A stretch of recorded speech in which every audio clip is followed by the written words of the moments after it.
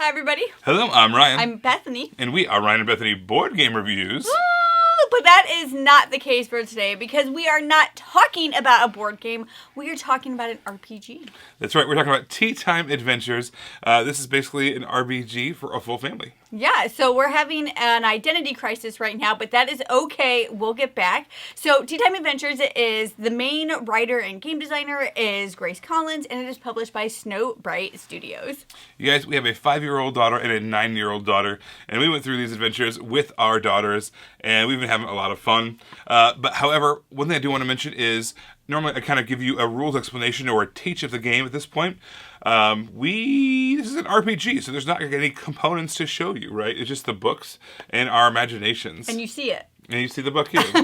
There's some character sheets we're going to get a chance to fill out and all that kind of stuff like a normal RPG would be. But also there's stories throughout here that I don't want to spoil. So I'm not going to give you a teach, but I will kind of show you, walk you through how to play a little bit, as well as at the very, very end, stay tuned because I'm going to show you guys some pictures of the different characters that are in here and some of the recipes that you might come across. That's right. Spoiler alert, there's recipes involved. So yeah, that's kind of what's going on in here in this book. There are 4 main adventures, and you also have one person that works as a GM. I was the GM for our adventures. In addition to that, you also have all the description of maps of this land. You have all the different description of each location that you can go, and like what you might find there, who the owner of the store is, or whatever that is. And then you're going to have a description of all the different characters that you might run into in these towns. You also have, there's some magic interwoven into here, a description of all the different magic.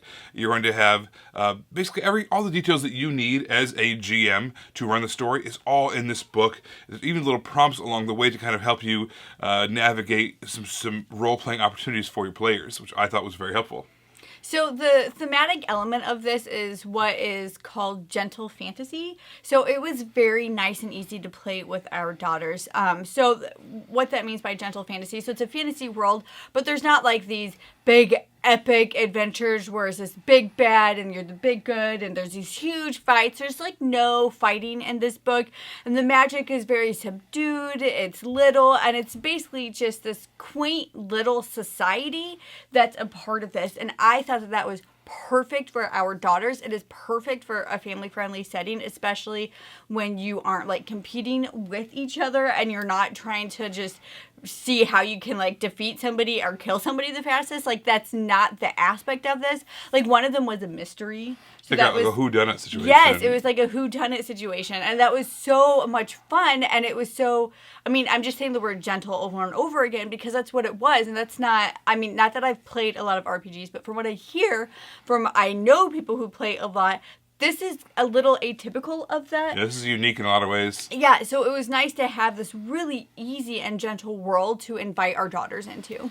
Yeah, this is also an extremely inclusive world they've built here, right? So you have a lot of elements that are like, let's say queer elements in stories. You're going to run into characters of all different orientations and also, abilities as well. So you have like things like handicapped ramps built into the story, which is just so cool that, just to kind of normalize that and think that if you're playing with someone with say different abilities other than yourself, they get to feel welcome in this world. I love that there's a chance to where every single person that you can think of is going to feel welcome playing this game. Everyone's included. There's nobody who's like, that's not, that's, I was able to play this game because, they, didn't cater into what my abilities were. And on top of that, there's different kind of ways that you can, modify characters, make your own characters have different levels of abilities, so it just makes it very welcoming. It's just very, kind of fits into that cozy theme. Just everyone's welcome to play this game. This is just the most inclusive game we've come across. And the title is Teatime Adventures, and so for every single game, there's like a recipe that you can make for the game, which is great, especially for a game like this, right? When you're doing a game where you're just sitting around at the table, usually people want to eat during that. And it was so much fun with her daughters that they knew it was a whole process. We'd write down the recipes, we'd go to the store, it was a whole afternoon, and it was so much fun. We'd go and we'd get all this stuff, we'd come home and we'd make this stuff, and they knew that like this was part of what we were doing. And then we'd get out the like really fancy teacups that my mom had given me. So we had these really fancy teacups.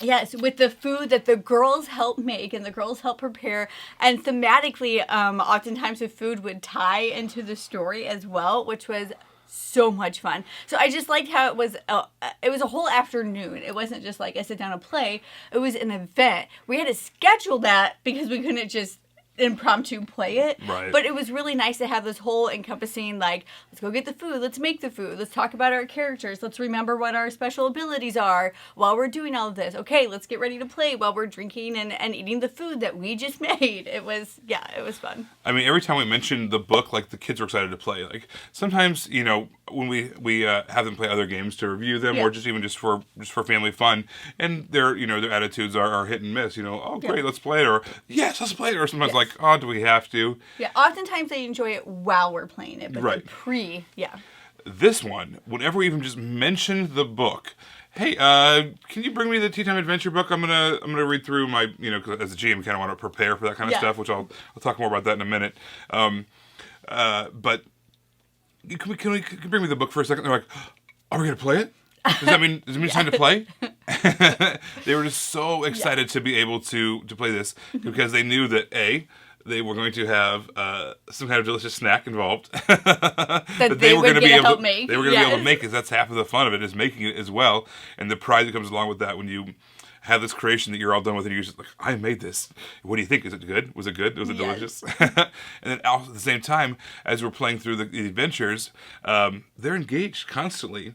You know, there were some certain scenarios where we had to break it up into like one or two portions because you could tell their attention span was starting to wane just a little bit, especially our 5-year-old, because, you know, this is a full-on RPG that you have these characters and things going on, and as the adventures got longer and longer and more involved, you could see her start to wander. So it's like, that's a good time to kind of wrap up that particular scene and then pick it up again the next time. So that was kind of nice to know that we had the freedom to do that as well in the stories. So I also want to say that as a GM, I was a little overwhelmed. I am not a RPGer, right? None of us are. But as someone who hasn't played a lot of RPGs, who's very much an amateur, running this brought a lot of challenges. So I would definitely give you the advice, if you were to play this and you are a younger GM, less experienced, make sure you read thoroughly the adventure ahead of time, so that way you kind of have, and also all the prefaces and all the appendices as well, so you kind of know a background of all these characters. You kind of give them a voice in your head to make the GM experience a little more fun for the kids, or the players that you're playing with.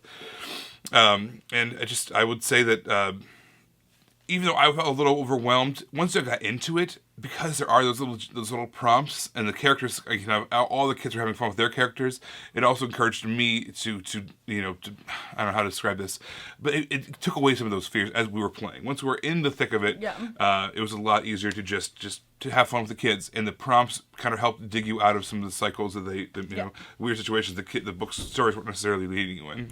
Okay, so I just want to add one more thing about when Ryan was talking about how the girls, like, we would talk about it, and the girls were like, oh, so we're doing that now, and just be excited about it.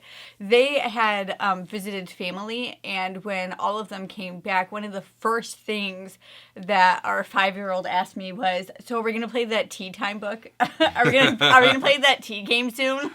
That was like, I mean, of course she was excited to see me because they hadn't seen me for a week, but after, all the pleasantries were gone, when are we going to play that tea game again? So, I mean, that's just the grasp that it had on her.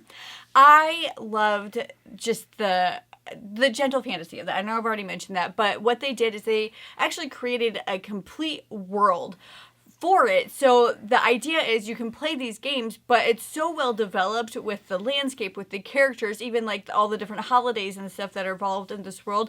You can go in afterwards and continue to explore this world. You can create your own missions. You can do your own things because it is an extremely well developed world. And I thought that was really cool to have something that's just so, and I'm sure a lot of these are, it's not something I'm familiar with, and to have it be so not evil, I guess, right? Like, there's not all these like evil things. It's this full-fledged gentle world that you can easily invite your whole family into.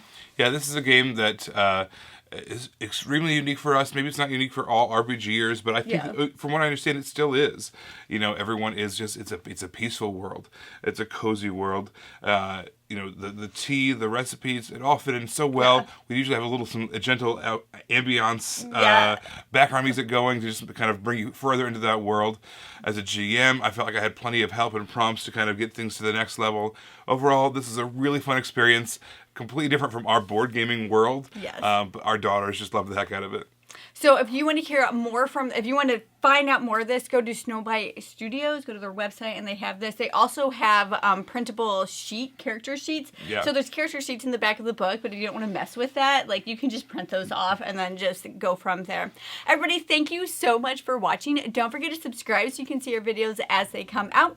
Until then, you can find us in all these places. You guys, thanks for watching. We will see you next time. Bye.